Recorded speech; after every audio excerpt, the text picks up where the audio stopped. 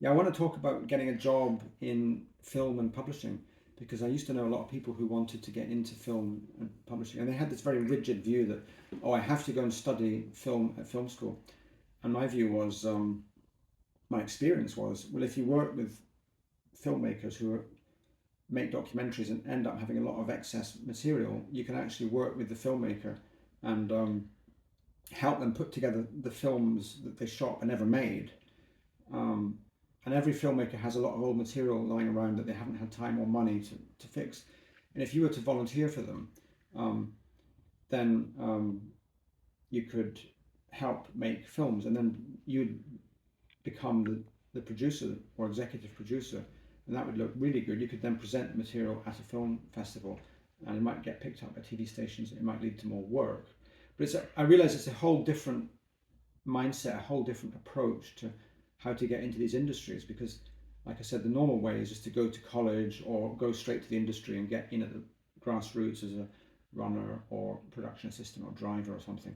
But I find that approach very competitive and difficult, and very difficult because it's all kind of stitched up really because everybody in the film business has friends and relatives who want the same thing, so they get first pick of the apple, as it were.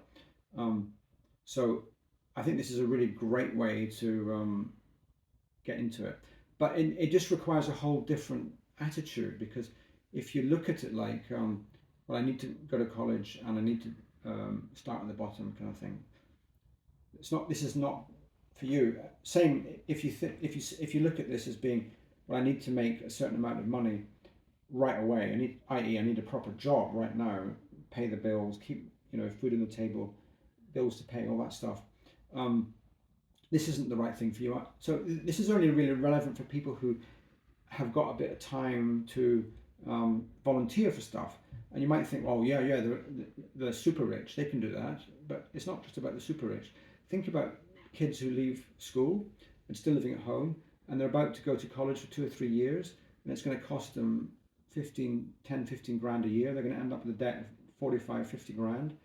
That's is that not the same kind of thing? They're basically doing a training. What I'm talking about is an alternative form of training where you approach filmmakers um, and say to them, "Can I help with you? Can I work on your old material? Can I help put together a film? Help with the editing?"